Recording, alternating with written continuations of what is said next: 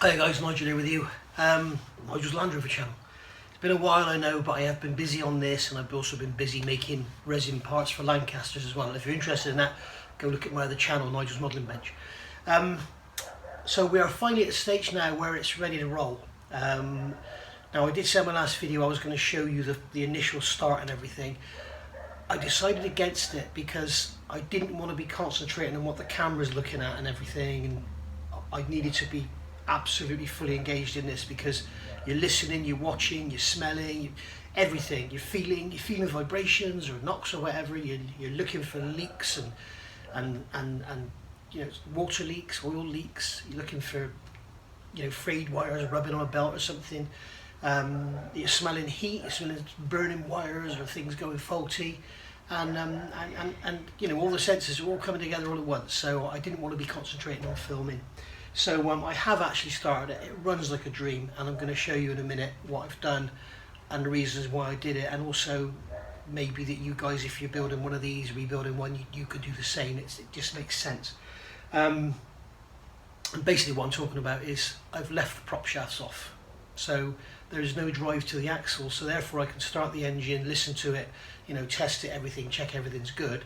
But I can also go through all the gears, I can use the transfer box, high-low, diff lock, all that. I can do all of that, and without the prop shafts, and I've actually done it, and it's all great, and I can do 70 mile an hour in the garage while I'm sat here. So, and I'll show you that in a minute. And I want to know why this bloody camera just keeps going on the dark and the light. I'm not even moving, and you can see it going bright, dark, bright, dark. So anyway, so what I will do is move the camera so you can see the engine and everything, and we'll get it started and go from there. Okay, so as you can see here, I've got the airbox. It's just hanging there, it's hanging off the inlet. So make sure the MAF sensor is fitted, so otherwise you get a light, although I have had a light come up on the dash, so I'm going to have to get one of those boxes to reset it. If anyone can tell me the cheap 20 quid OBD readers you get on Amazon, do they work with the Defender? I'd be interested to know. But basically you can see it's all done, it's all there, all looking pretty and shiny. We've got the new brake master cylinder on, I think I mentioned that before. We've got the Ali Sport, I don't know if you can see it in this picture, yes you can, over there. We've got the beautiful Ali Sport header tank, which is absolutely gorgeous. I've got the, I've filled it up with 50-50 mix of antifreeze, so apparently it's got -37 degrees centigrade capability now, it won't freeze. We've got no oil leaks, we've got no water leaks, I've had no problems whatsoever, which is a bit of a worry. I don't think you can see it, but the power steering tank is over here and all connected. And I basically, what I did, I filled it up and I just sat there for ages, and there's a little bleed valve on the top of the steering pump. I just undid that and let it gravity feed and just waited and waited and waited for oil to come through. Then I closed it up, turned the steering left and right. Of course the drop arm isn't connected, so again you can do that without ruining your tyres. And that's all blended through lovely and everything now. So I haven't actually checked the fluid, I'll just check the fluid in a minute. Yeah, it's a bit low, so we'll have to top that up, but not to worry, there's some in there, that's the main thing. So there we go, everything's all working, the heater's working, everything. So I'll start it up and you can have a listen. Obviously it's going to sound quite loud because it's a big old diesel. But, this is the first start today. The engine is absolutely dead cold. I'll prove to you. I'll put my hand on the turbo. You can see my hands on there, hands on the exhaust manifold. It's dead cold, so I'm not even sure if it's going to start, but we shall see. Let's give it a go.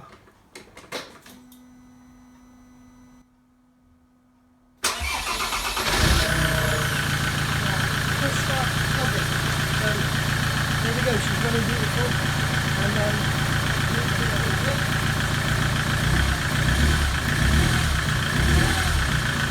really nice. As I say, for some reason I've got a light on the dash, so there we go, you can see it all there. All nice and shiny.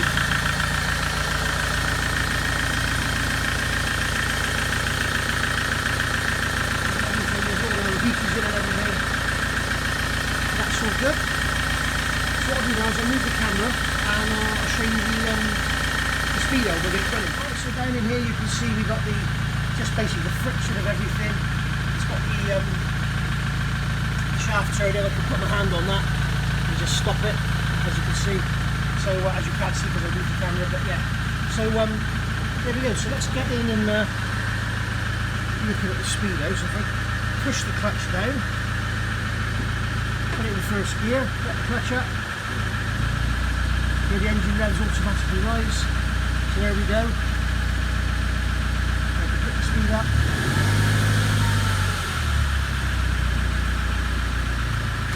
Into second.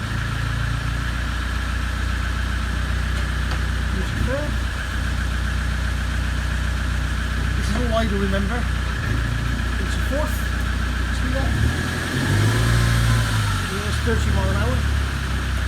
Into fifth. Into sixth. The noise you can hear is the brake drum chassis because the prop shaft's not on there holding it around. You can see that we've got, there we go, 50 mile an hour while we're sat in the garage. Now I can go back over into second, and then we can use the transfer box. Diff lock, diff unlock, we can go low and high, just like so. You can see the difference now there if we look at the speed of the prop shaft. So there we are. That's it. So now we need to get some. Let's turn on the diff light. The diff light works as well. So everything's working lovely. Really happy. So that's it. So there we go, guys. I'm really happy with how it's come out. She haven't got an ECU light on. I don't know why. I'm hoping it's just something simple. Maybe one of you guys know what's going on. But all the electrical connections are good. Everything is connected. The ignition hasn't been turned on with anything disconnected, other than the alarm and the front wings. I don't know. We shall see. It's going to be no problem to turn it off. As you can see, I've got the heat shield on. Now, as you know, I've got the Ali Sport beautiful stainless exhaust on here, so you can't fit the original heat shield because you don't have the brackets and everything that the standard Cat has on it. So I've made up a little bracket down here. So we've got the aluminium heat shield here, and then we've got the steel one here. And you need all this to keep the heat away from the bulkhead because of the turbos so close. So I've put all that on there purely for that reason, to stop it melting everything. Excuse me. Obviously I haven't got the fan fitted yet. I need to be careful about walking around with the camera because somebody told me off for moving the camera too much. so I'll try and be a bit more slow. This is all good. The radiator and the intercooler have seen better days. I was going to get a new radiator, but I'm thinking about maybe getting an Ali Sport radiator and intercooler because they are really, really nice. So we'll see about that in the near future. That's going to be easily changed with it all back together. My main option for doing all this now without the wings fitted is if I did have had any issues, like say the water pump needed to be replaced or I had a problem with the starter, it's so much easier to do without the wings on, you know, because the wings just get in the way.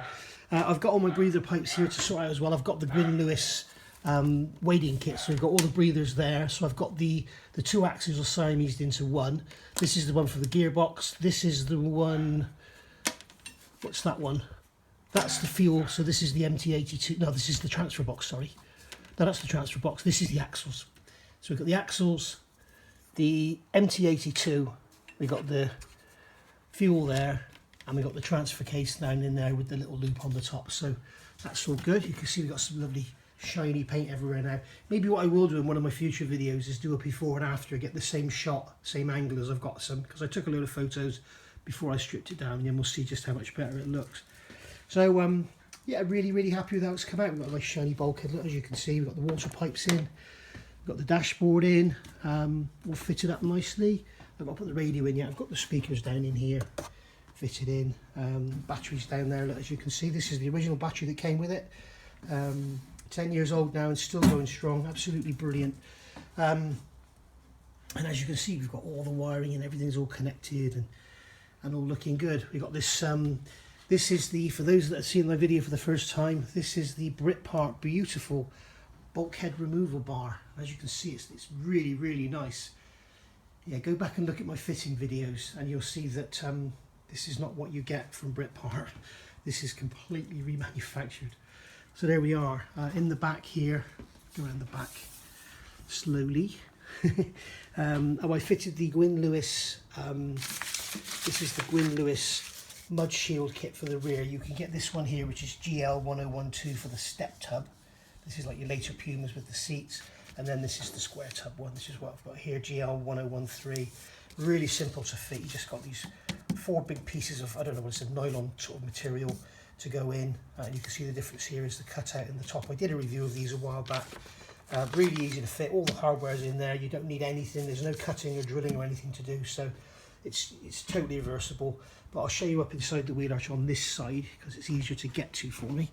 You can look up in here. You can see very, very shiny. You can't see, but very, very shiny if I get the camera in there, so adjust for the light. You can see basically now we've got a guard. This is looking into the rear wheel arch. Okay, so I come back, you can see we're looking into the rear wheel arch. So now we've got a guard that stops all the mud and crap getting sprayed up into the rear cross member. Now I've seen people say this is a stupid idea because it's trapping the mud in there. You can see I can get my hand behind there. It is not actually against the bulkhead, so nothing's going to get trapped in there unless it's a huge stone, and a huge stone isn't going to make it rust. What makes it rust is the mud and shit that gets in there and just stays in there. So this should stop all the mud and shit spraying up in there. So good job. There's full of wax oil in there anyway, so that's good. I had some trouble getting these fuel pipes back in, this fuel pipe back in. It's almost like it's too long. The filler neck is kind of is on an angle like this. It's sort of pushed up rather than being straight. You can see the angles, the pipes aren't right. It's almost like this is grown or something, I don't know. And then we got this one here, I told you about before, that one's in there, the breather hose. And looking around, we got all lots of shiny paint. I've got to put the Gwyn Lewis mud shields in here. I did a video on it. There's a mud shield that goes in here in front of the rear wheel, and that stops all the mud and crap building up all in around here. But I haven't put those in yet because I need to get to those horrible bolts up in there, and my fingers are pointing now, you can't really see. That actually the seat belt brackets. So I need to get in there and get those in. So I thought I'll leave those mud shields until after. I've also got mud shields that are going to go down here. I need to look at how they're fitted actually, because it may be easier to fit them before I put the wings on. But that stops all the mud and crap, because all mud and shit fills up on here on top of your cross member. You've also got a hole in there, and it all builds up on there and rots your outriggers out, not your cross member, your outriggers. So you know, keep it all from there as well. And as you know, I've drilled and wax oiled these shapes here, so that's all done. For those of you who are interested in that thing, I started on the block. If you remember, I did a video on my modelling channel. Go and have a look. I did a video on how I cleaned all the rust out, and I'm still working on it now, getting the rust out. And a good little tip for you guys: this is a hexagonal bar. It's actually a length stop off a Bosch drill. I think it was a Bosch. It's for setting the drill stop. Put that in a drill, okay, and then you can get down in the holes. Okay, and put that in a drill, and it's enough to knock off the scale and the rust and everything, but it doesn't damage the steel. If you went with a drill or something, you could damage the steel. But it gets down in there. I don't know why you're going to see it. You can't really see down in there at all. But at the back here, it was absolutely full. It was like, I don't know, nearly up to the top. I thought this was a blind hole, and it wasn't. It was sediment. So that's how bad it was, and apparently they're all like it. So this is what we're going to be working on next. I've got to get it cleaned up and then take it down for pressure testing and crack testing, and then we'll decide if it's scrap or not. It's not very pretty, it's not very nice at all, but hopefully it's salvageable, so we shall see. I've spoken to Danny down at Joe's Motor Pool, and he says he's only ever to scrap one block, so there we go. That's the horrible head off. I've got a new GPW head to go. So there we are, guys. Just one other thing, have a little chat. Right, so just a couple of things. Up here behind my head you can see there's a sign there, Gwyn Lewis. Gwyn has been absolutely wonderful to me. All the stuff you see on here, none of it is given to me, but when I contact the suppliers, in return for some promotion on the videos, they give me a small discount, so that's really good of them. I want to give Gwyn a very big thank you. He's given me lots of help and advice along the way. And also gave me some great prices on some of his wonderful parts. I've got all the Sumo bars to go on yet. I've left all that off because I want to make videos for you guys so you can see stuff being fitted as you would have to do it.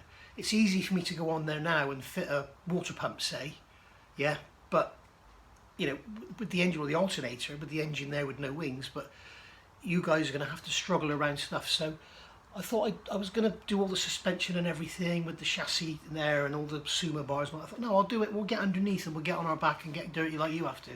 So we'll get all that done. Unfortunately, this ramp I've bought, this Braddock ramp, is no good at all for a short wheelbase Defender because it's just too long to lift up. The wheels actually, sat here now, the wheels are on the ramps. So if you try and lift it up, then you're actually going to probably twist the ramps off. And the other thing I worry about is the front's going to be heavier than the back, so it'll probably just roll the front off, it'll fall off, and yeah, so it's not really very good for a short wheelbase Land Rover at all, and perhaps, unless perhaps you took it sideways and drove onto it, I don't know. But be fine for a long wheelbase because you put some bars across and the actual ramps will go up between the wheels. So yeah, a bit of a shame that, but it's great for everything else, so I'm not really worried there. One other thing, Alisport said they're having real problems with supply at the moment, all due to you know what. I want to get their intercooler hoses and their coolant hoses, and I was really hoping to get them all before I did the build, so I don't have to worry about draining and everything. But it's no big thing, we can drain it. Coolant system stayed lovely and clean with all the standard Land Rover antifreeze in there. So I've got Prestone antifreeze in there now, which is yellow, as I say. And just one other thing, the Ford Ranger Raptor you've seen is, well, you've not seen it because it hasn't been around for a while. I've actually sold it. I'm sure this is going to stir up some conversation among you guys, but I absolutely love that truck. I loved it to bits. It really was a joy to drive. It was very, very comfortable. Great sound system, great seats, looks left, right and centre. Absolutely awesome. Bloody brilliant thing. But unfortunately it was a piece of junk. Absolute total crap. I will never buy another Ford vehicle as long as I live. I'm stood here now in an RS t-shirt, as you can see. I used to have a Focus RS. I part exchanged it for the Raptor and kind of wish I hadn't, because what a piece of junk that thing turned out to be. 5 recalls in less than a year. It may have been 4, one may have been a repeat to be fair, but so let's just say 4 recalls in less than a year. And then as I was thinking, I'm just going to get rid of this, I've had enough, the right hand indicator stopped working, but only on the mirror, the side indicator and the rear. So I swapped the bulbs over and everything, was no joy. I thought I'd look for a fuse, and the thing's got something like 5 fuse boxes. It's got pre-fuse boxes, for Christ's sake. I mean, what a joke. And the thing is absolutely full of ECUs. So it went back to Ford. They changed the wiring loom, they changed an ECU, and then a computer, and then they changed the body computer. In the end, it was with them for 6 weeks. They had to get help from Ford headquarters themselves, and apparently it was over £1,000 the bill to repair it. So think about that. You've got a Ford Ranger, it's 4 years old, it's out of warranty, and your indicator stops working, and it takes 6 weeks and £1,000 to fix it. What a piece of shit. So I'm afraid I will never be buying another Ford product. I mean, as we all know, Fords are just, I know all cars have recalls these days, but if you look at a list of recalls for Ford cars, I mean, it's a joke. I think everyone has got an issue. Coolant system problems, splitting header tanks. It's almost like Ford develop a cheap piece of shit, hope it's going to do well, and let us, the public, test it out for them. So yeah, that's. I've got my Mustang. I love that to bits. That's Ford USA. It's not Ford Europe, and it's really strange if you think about it. The 2.3 EcoBoost they have in the USA, they put in the Ranger, they put in various vehicles. It also goes in the Mustang. I'm not sure if they do it anymore actually, but it did go in the Mustang. No problems whatsoever. The EcoBoost over here, cracked blocks. Then they had the head gasket issue. That engine is just a piece of junk as far as I'm concerned. It's kind of moving cylinder walls. It's going to have all sorts of problems going forward. So maybe it was good that I got rid of the Focus. But I've actually ordered a Toyota GR Yaris now, the rally car, 4-wheel drive one. I ordered it in June, and I've got to wait until next June or July for it to come. So I'll do a quick video on that when it arrives. The other thing is, this is the Land Rover channel, so I'm going to keep it Land Rovers.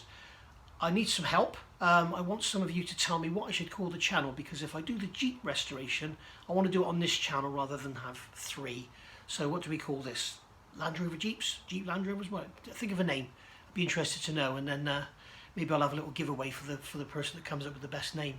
In fact, I will have a giveaway for the person that comes up with the best name. I've got a Gwyn Lewis. In fact, I'll grab it and show you. Okay, this is the Gwyn Lewis weld on. You know, I put the complete diff pans on mine. If you haven't seen it, go back and have a look. It's one of the first videos. I've done complete weld on diff pans, but this is actually what you can do. People usually use these on the rear, and you can weld this onto the standard axle. You weld it across the bottom and down the sides, and that gives you 6mm steel protection against your diff pan getting dented in. As you remember, they're very, very thin, and if you hit them on a rock and they hit the crown wheel, the crown will wear through. You lose all your diff oil, and that's it. Ruin your day. So yeah, if anybody wants to tell me the good name for this channel, I will send you this in return. And the one I select, obviously the one I select, the winner as it were, will receive this. So or if you want to go and buy one of these for yourself, get onto Gwyn Lewis and have a look on there. You can get these, or you can get, there's lots and lots of stuff on his brilliant website, and it's Gwyn Lewis 4x4 tough in the rough. So anyway, I'm going to get on now and get this all together. Got to get the front wings on and everything. I'll do some videos on that, but I'll try and get more videos done now. But the trouble is, it's been a lot of work with, like, you know, fitting the dash and electrics and this, that and the other. It's just been a nightmare. And I'm also going to do a video on my feelings and thoughts on this thing, and what I think of it. So I'll see you all soon. Thanks for watching, and I'll have another video up soon. Bye for now.